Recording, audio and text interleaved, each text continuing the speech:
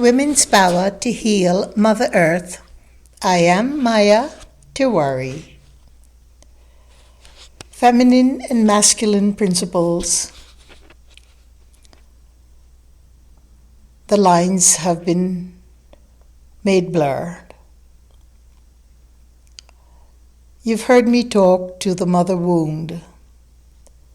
In order to understand the lack of unification or the damage and hurt that has been done to our male, female, masculine, feminine principles, we will once again take a look at the mother wound. This is profound.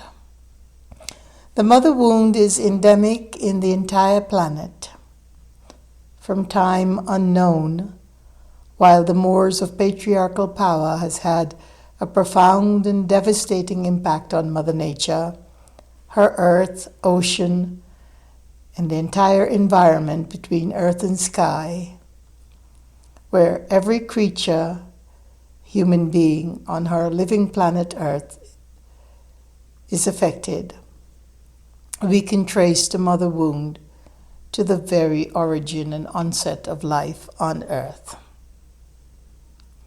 As we pummeled over centuries into the abyss of the darkscape, we find ourselves damaged, broken, disassociated from the root calling of our primordial feminine and the primeval masculine nature. At the very core, the primordial feminine energy has been perverted, and as a result, this dissonant reality has swarmed over our health, well-being, sentiency, intelligence, not only of the woman, but also the welfare of men and all living creatures in nature. For this, we need to understand the primordial feminine. We need to understand that it is the inescapable reality, the immutable reality that has given birth to the earth, to the planet that we live on, and therefore cannot be renegotiated according to modern neoliberalism, patriarchal systems, or the matriarchal systems for that matter. The primordial feminine, primordial masculine, and I call it one, so I will say is beyond the state of where we can manipulate original truth. But we can certainly manipulate the concepts, the actions, the activities, and all else that has brought us to this point in history where we have a problem. In Vedic wisdom, and I often refer to the Vedic tradition, it is one of my birth, but it is also an ancient-most tradition that has given so much knowledge, wisdom to the constructs of our universe and the construct of consciousness.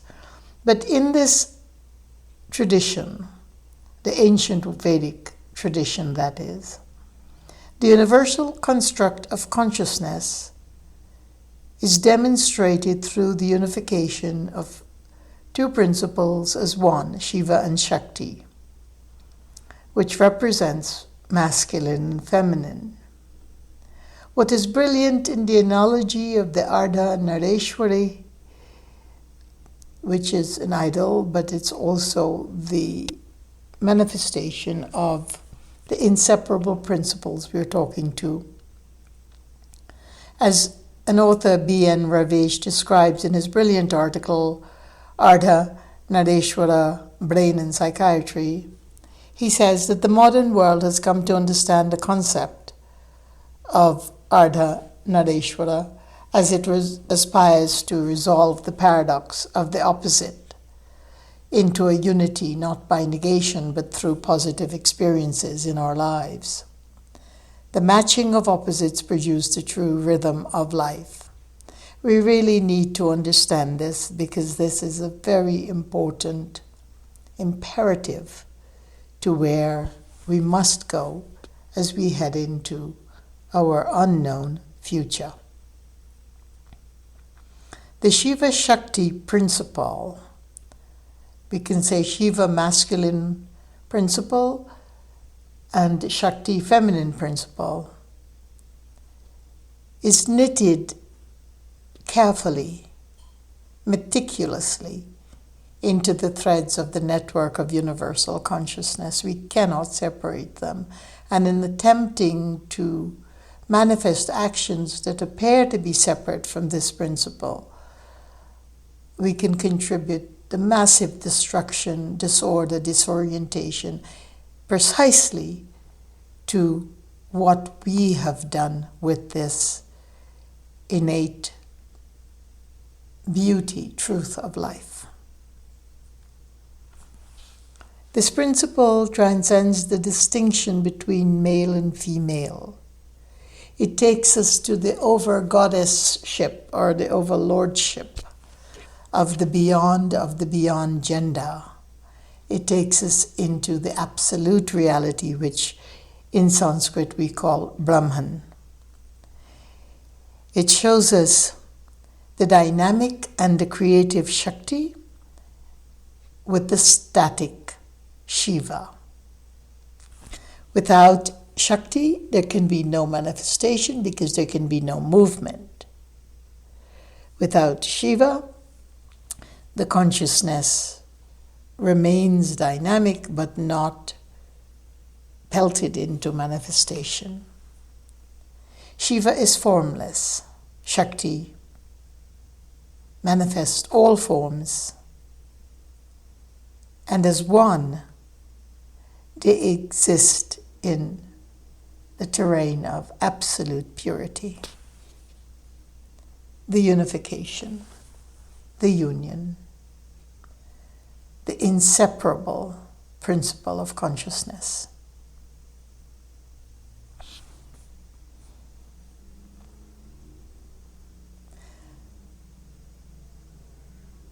The repair that we must do to the harms in the whole of humanity,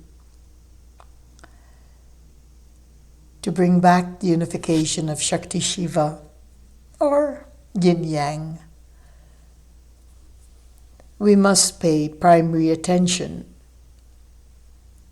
to restoring the primordial feminine energy of Mother Earth. This is our foremost direction, task, and awareness. The maternal value for sustaining, safeguarding, nourishing, and nurturing life on earth cannot be devalued or dismissed any longer, and that is the Shakti principle. The Shiva principle comes into its own form of alignment once the Shakti principle is restored. And we'll talk more about that as we move along in my books and also in my podcasts. For so many centuries, we have witnessed a breakdown of this maternal memory, the erosion of the Shakti force, central to the regenerative power that safeguards our ability to heal wounds and maintain our creative force on earth. This breakdown is not only reflected in the condition that men and women are in today, that our animals and our lands, our sky, our rivers, ocean, and everything in between is at risk because of the breakdown of the Shakti principle. And therefore, as a result, the immobilization, the further deterioration of the Shiva principle. We'll get back to that. Our communities are packed with immense levels of pathologies. Women and daughters are largely unaware of their own feminine nature, men of their own masculine nature. The well-being of Mother Earth, every species or forest, river, sky, earth all depend on the restoration of the primordial feminine power, vital for wellness of the women, children, men, and community at large. Now, the primordial feminine power does not belong only to women, but women are largely and mostly affected by its deterioration because we are birth givers, we are the mother principle, we are the maternal principle, and so on. Shakti energy is the central focus in our consciousness, all of our consciousness, and our happiness. It contains the memory and the imprints of our divine nature in the divine feminine. And it is carried into its activity in the state of the womb of every female species on earth.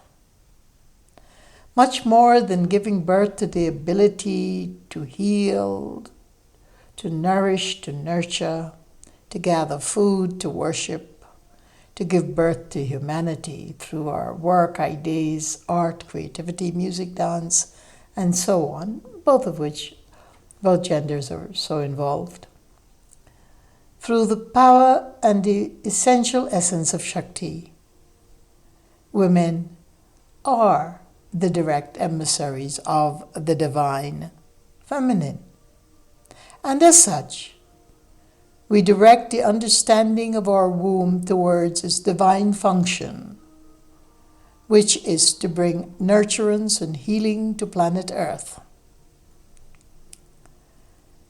Women must take the helm, because the helm of our world, our planet, our Earth,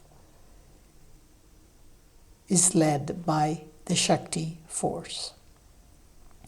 In the Hindu tradition, which comes from the Vedic ancients, the unbroken energy of embracing the goddess in multitude forms, millions of temples in India, has been known to be fostered by men and women both whose hearts are awakened to the divine feminine or to the Shakti force. Throughout time, our sages and saints and mystics, men and women, have been indivisible in their posture that holds both Shakti and Shiva together. They recognized that the Shakti power within themselves had been invoked. And this is the energy we must all now invoke to create the profound healing miracles that we need in our world today. From the onset of conception of this universe, to birthing a child, to birthing life, creativity, sentiency, the Shakti force is pivotal. At the basic biological level, this force materializes in the way the mitochondria DNA controls the process of life. In humans, the mitochondrial DNA is inherited from the mother because an egg cell has many more mitochondria than a sperm cell. Mitochondria are semi-autonomous organelles depending on the host cell for their existence, meaning the material DNA gift hones the structure and movement of the sperm, programmed to swim undistracted to the egg, thereby coalescing to create newborn.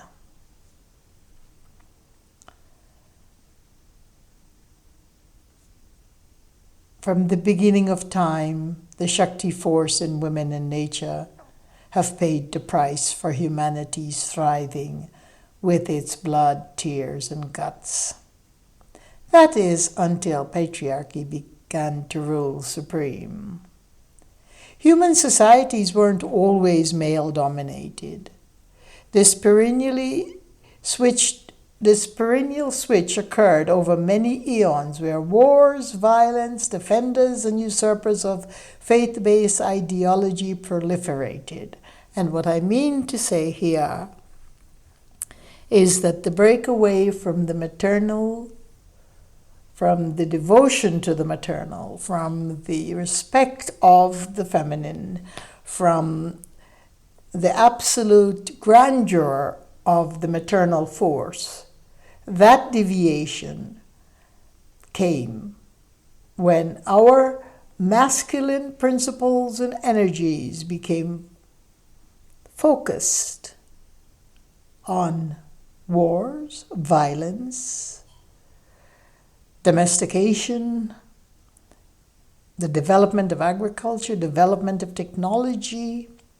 When we became farmers, we began the domestication process not only of lands, forests, and animals, but of our women and our children and our seeds, and of nature herself. In other words, as patriarchs, we stake claims to the superiority over primordial feminine force of Mother Nature herself. The cliches of classical philosophy gleaned from the sovereignty of the Far East imprinted an indelible misconception into the minds of all of civilization. The notion that men govern the outer world while women govern the home. Well, this concept can be understood because men are much more physiologically stronger than women, and women give birth. We need to re-examine this. Some scholars pointed out that about 6,000 years ago, that's about 4,000 BCE, when the concept of fatherhood took root as the beginning of the spread of patriarchy, male sentiments of the Far East replicated themselves deeply into the mores of Western civilization, imprinting its biased ideology far into the future of modernity. To glean a prescient understanding of gender domination, inequality, bias, and imbalances, let us explore the pure nature of humanity through the immutable lens of Shiva-Shakti, the masculine and feminine nature bonded into one, as represented in this exquisite analogy from the Vedas of Ardha Nareshwara, half woman, half man. Veneration of the goddess God as both, the two aspects of the same, mutually dependent upon each other. We must reclaim this magnificent core of wisdom by reorganizing our lives through the way that we approach Mother Nature, and all of our activities in her is one of the most cardinal ways that we can restore the supremacy of the maternal force, the supremacy of the primordial masculine force together, not equal in its dispensation of service to Mother Earth, but as dedicated, as venerated for the goodness of our humanity. As we put that back into play, Shiva-Shakti, the unification of male and female, the working together, the understanding that women alone are not responsible for removing the mother wound, and men alone are not responsible for annihilating the patriarchal system. We need change that is so deeply moved by an understanding that is so grand. What is important is that we understand what it will take to move forward in harmony, to heal and make whole the maternal life force and the paternal life force for each and every person.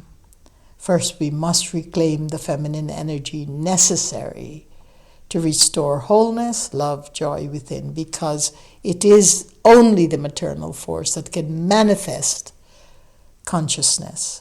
And it is only the Shiva force, the masculine force, that can hold this incredible beauty and manifestation in a place of stasis and balance. The complex internal dynamics associated with the balancing of both the Shiva and Shakti energies, with the total understanding of the maternal force within which there is no Shiva energy. That we must understand. It is not that women are at the helm and at the forefront. Women at the helm imitating patriarchal values do us so much harm as well. Men sitting back idly and not taking on the form of Shiva to protect the maternal force is also equally as destructive to nature, to the pure nature of where we're going. Let us work together. Let us work together to create a beautiful earth again by understanding the maternal force, by restoring her to her victorious glories, and by analyzing and dispensing with all of the violence from the patriarchies that destroy Mother Earth. And we will continue on with this conversation at another time. Thank you for listening. Peace be your journey.